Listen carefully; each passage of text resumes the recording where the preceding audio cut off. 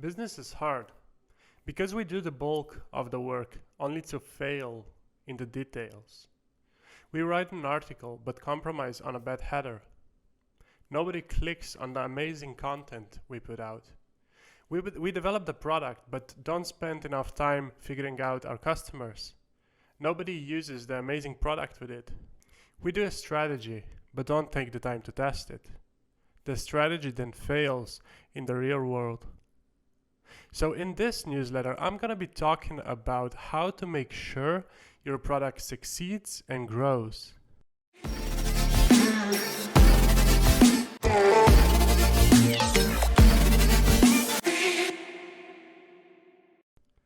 If this is the first time watching my newsletter,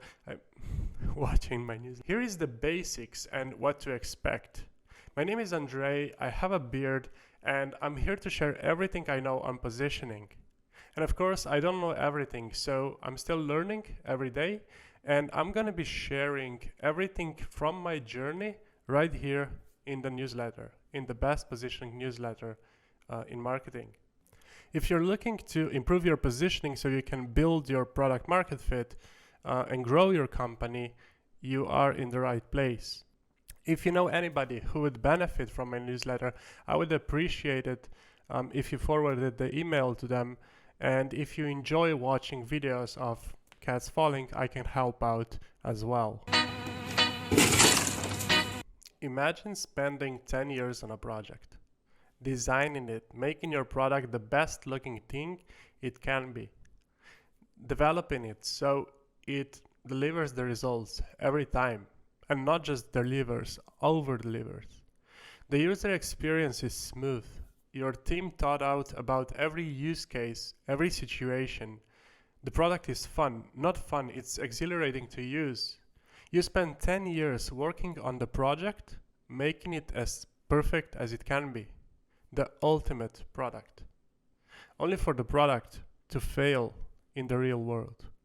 This is what happened to Lexus.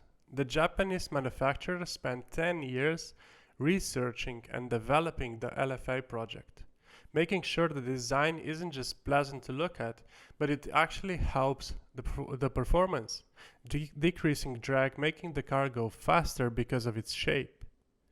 Developing the parts, the engine, which when reviewed by Top Gear was lauded as the smoothest drive you can ever have. No drop in performance, no turbo holes, a car that's perfect to drive. Lexus even tweaked the sound that the exhaust makes so the experience would be better for the driver. The perfect car that nobody bought. Because nobody would spend $500,000 on a Lexus when you can have a Ferrari that looks almost as good for $250,000. Because nobody would spend $500,000 on a Lexus when you can have a Nissan GTR that drives almost as well for $75,000.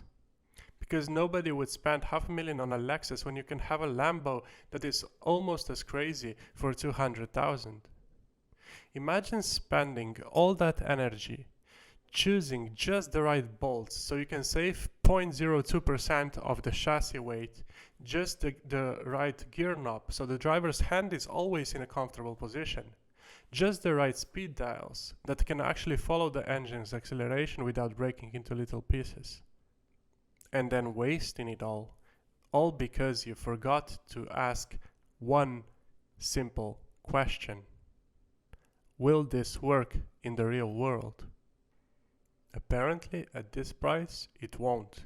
Obviously, I'm not here to talk about the Lexus LFA. Although a brilliant car, it has nothing to do with brand positioning.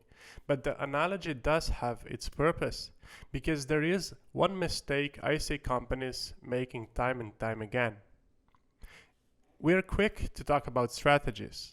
LinkedIn is full of advice how you should spend your winter creating the next year's strategy and how you should be optimizing it in summer. We're quick to create strategies or even pay somebody to create them for us. We spend all that time and effort creating and following the strategies, yet we almost always forget to test them if they work in the real world before implementing them. In the last year, alone, I saw startups, I saw companies, even branding agencies come up with positioning strategies that work perfectly on paper and failed in the real world. So I decided to dedicate this newsletter to positioning strategies and how to test them before you waste 6 months and tons of money following a wrong strategy leading you nowhere. Yeah, I know. Testing isn't a sexy topic like growth or scaling, but bear with me and you might just end up saving a ton of money. Plus, there is a checklist that I'm gonna reveal at the end, so, But let's start at the beginning. What is a positioning strategy? A positioning strategy is a way to stand out in your market, a way to differentiate your product. It involves giving people just the right context that exposes your strengths and hides your weaknesses, and all in all sets you apart from all the other businesses in the same industry. Think fast food. What brand comes to mind when you're thinking about eating a quick meal while on the move in the city? It might be McDonald's, it might be Subway, it might be another company that managed to tie that habit that you have, grabbing a quick bite to eat, with their product and a brand. There are different ways of building your position in the market.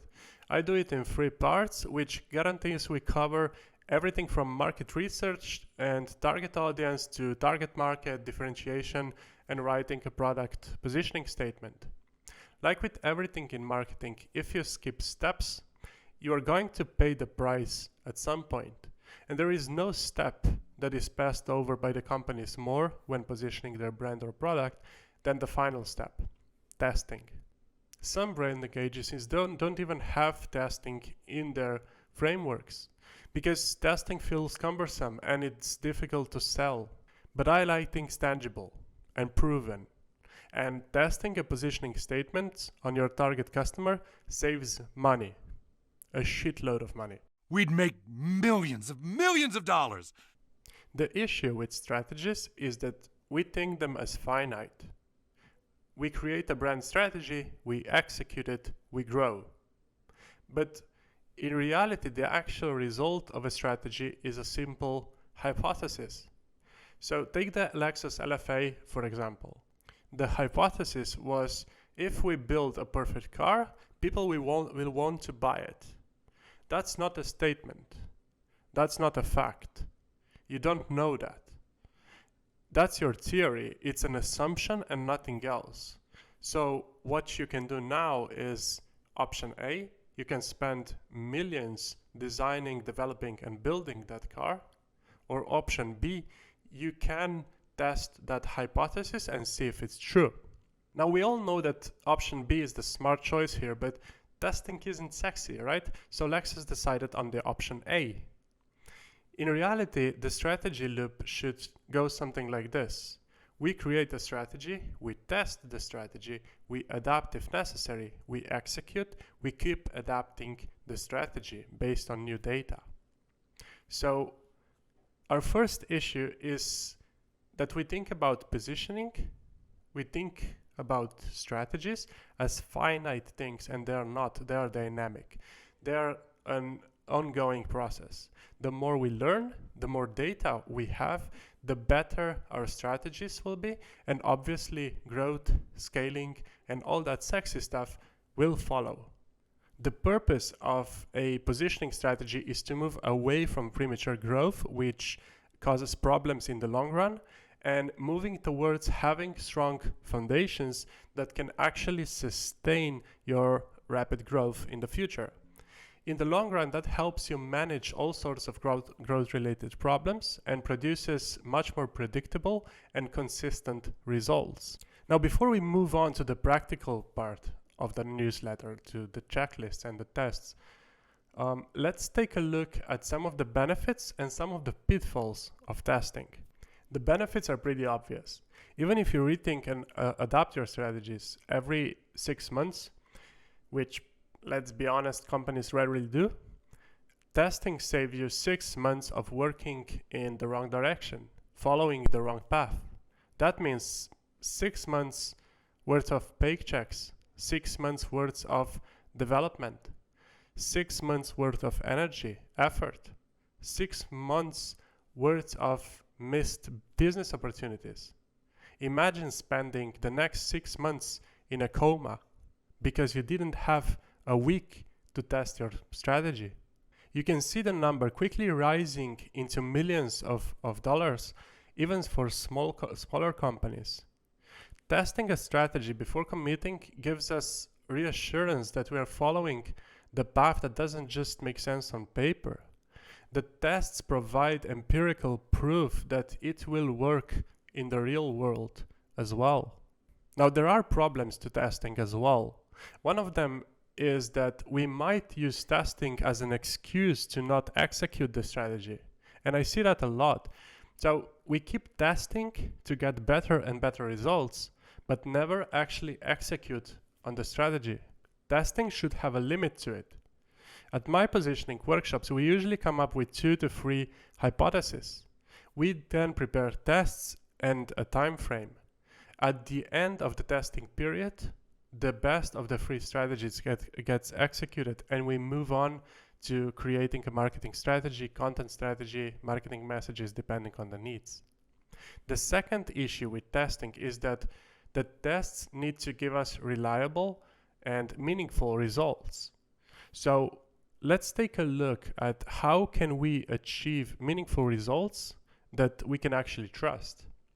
Now, first of all, testing a positioning strategy isn't a one-way process. We always test the strategy internally before moving to real-world testing. And the first stage is to test with pre-flight checks, with a checklist. Testing internally means we ask ourselves a series of questions that a successful positioning strategy needs to pass before it's ready for real-world testing. I use the following questions. Now, these questions are meant to work as a fail-safe. They make sure we haven't missed anything important in the thinking process.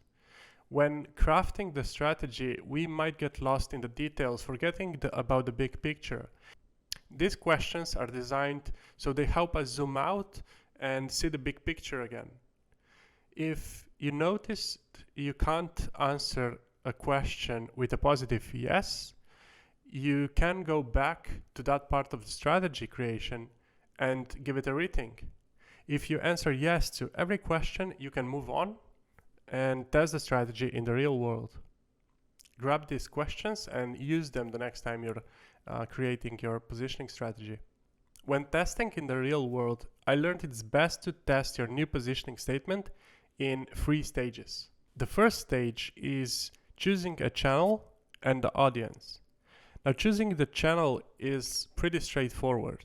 You should use a channel that's already working for you, although perhaps not as well as you'd like. So if Facebook ads work well for you, test on Facebook. If you're a B2B company that uses cold outreach through email and LinkedIn, you will test through email and LinkedIn messages. Don't test your new strategic positioning on a new channel. You need a baseline. You need to know how the channel worked for you before the new strategy and how it works with the new strategy. With a new channel, you have nothing to compare your results to. So use a channel that you have data from. Now, most companies fail at choosing the audience. Remember, you need to test your new positioning on your target customer. If you're testing with Facebook ads, choose the audience carefully. If you are testing, with cold outreach, only send emails to people you're actually trying to reach, not their bosses, not their assistants. Now, the second step is to create the medium. Creating the medium just means that you now have to produce viable copy, messages for the test.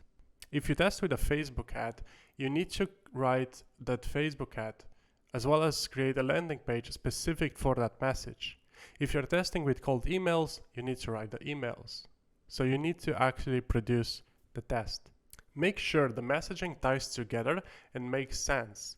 The subject in the email, the body, all needs to reflect your new values you found during the positioning workshop.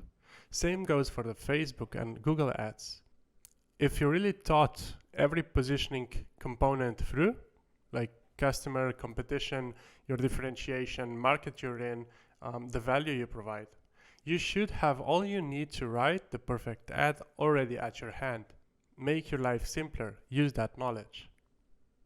The final step is about defining the test rules. What kind of results can we expect? What's the time frame for the testing? When will we move from testing to executing the strategy? The step depends on your circumstances. You might have time to do lengthy tests and commit once your results are pretty accurate, but you also might be running out of runway, out of money, and don't have a month to test your new positioning, so you'll be happy with an indication of what worked best. I prefer to keep the tests short so we can move on to the execution part. So, redoing the website, redoing the marketing materials, the development plan. But we then keep working on improving the positioning, the messaging, constantly in the next months, bringing better and better results to the company. We growth hack positioning. During the positioning workshop with my clients, we take a look at 3 key parts. The product fundamentals, what's the problem we are solving and who is prepared to pay for that problem to go away. Eliminating the competition, so who are we competing with and how can we beat them with the benefits our product provides. And the third, choosing a winning strategy. So we take the knowledge from the first 2 steps, tie it together and craft a positioning statement and test it in the real world. And if you did all the 3 parts well, you should see people respond to your messages better through testing. More people will click on your Facebook ads. More people will visit your landing pages. So your click-through rate will improve. Your cost per click will be lower. More people will open your emails, schedule a call, reply to your emails, depending what your call to action is. So you will see the marketing KPIs improve through testing. And once you have these results, once you see that one message, one hypothesis worked best, there is no stopping you. You now have a winning positioning strategy that will carry you forward. It's time to execute. So there you go. You now have a testing protocol for your positioning strategy that will make sure that your product succeeds in a real world. Download the checklist with the questions, adapt it to your needs. Hope you enjoyed that one. If you did, let me know. If you didn't, let me know as well. I'm always looking to learn and improve, so your feedback is always welcome. Just, hit reply to the newsletter and let me know your thoughts. And as always, may your customers love you and understand your products.